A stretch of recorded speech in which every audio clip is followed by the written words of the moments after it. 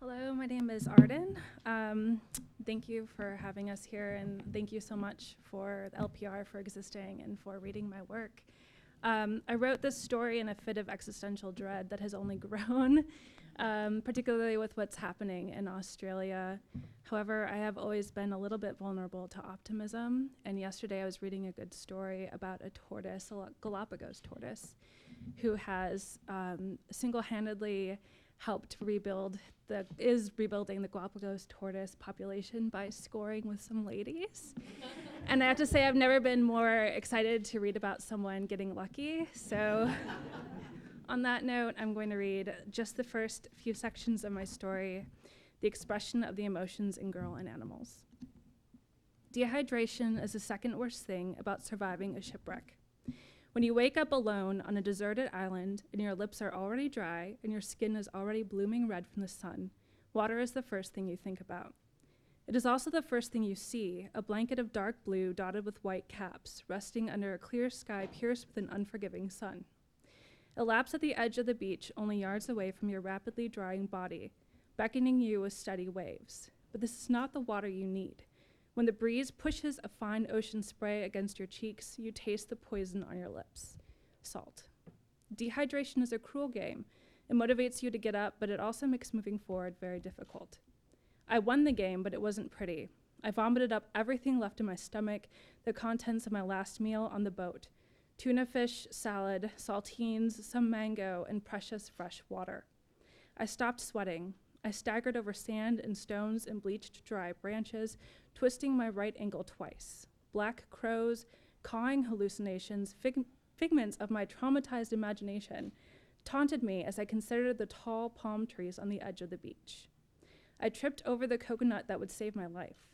It took all of my strength to beat the coconut against a hard rock until I felt the milk running down my forearm. Dehydration almost had me, but I won. Constructing a shelter was my second trial. I propped tall rods of bamboo against a large rock and covered the ground with leaves. Rain leaked in during the first night, and a gust of wind knocked over most of my little shelter onto my curled-up form during the second night. On the third day, I explored the tiny island and found a shallow cave in the rocks. I moved in, covering the ground with palm fronds. I wove a large section of bamboo tightly together and in the evenings propped it against the opening to the cave. I began keeping a fresh bundle of West Indian jasmine near my head when I slept at night for the fragrance and the sweet nectar I could tongue from the base of each ruby flower. Before our boat sank and I found myself alone on the island, our mothers tried to teach us how to survive.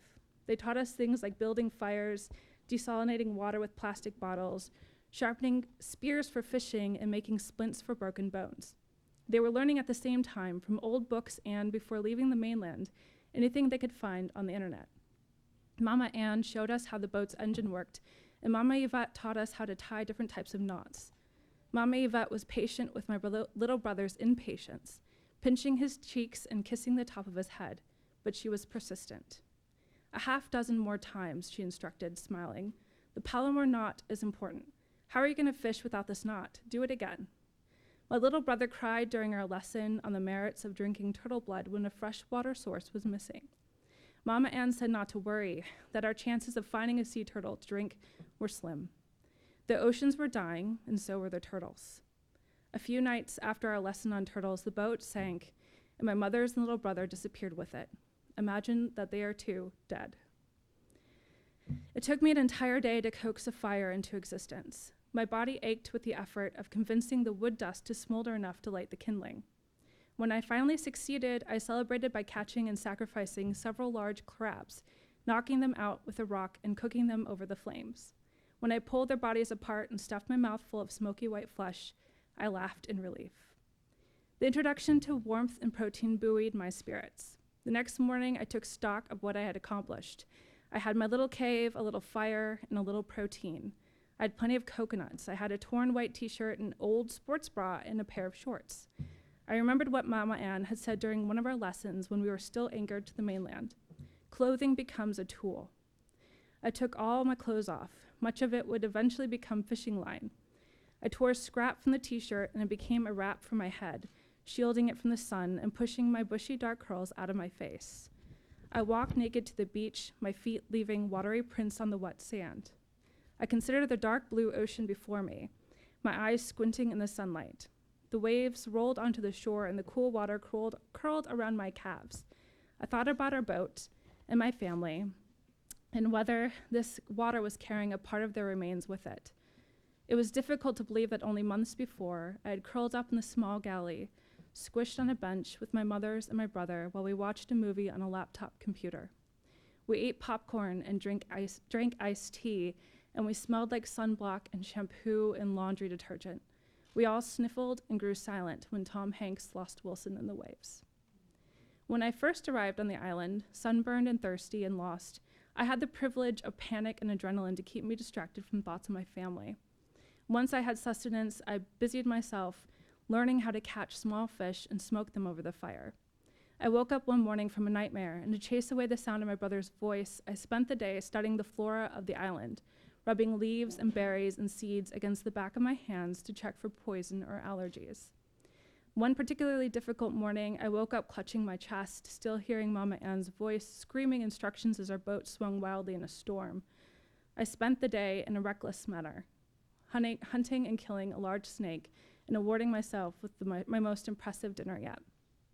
But several weeks after my arrival, I awoke with dried fish and seaweed waiting for me to eat, and hot coals still smoldering in the fire pit, and a hollowed-out coconut shell filled with fresh water I discovered flowing from a small stream on the other side of the island. I awoke with no plans, no huge crisis to handle, no puzzle to solve, and I awoke with my cheeks still wet with tears from nightmares that had stalked me in my sleep. I pushed aside the bamboo entrance to my little cave and sat up and understood. Loneliness is the very worst thing about surviving a shipwreck. Then Charles showed up. Thank you.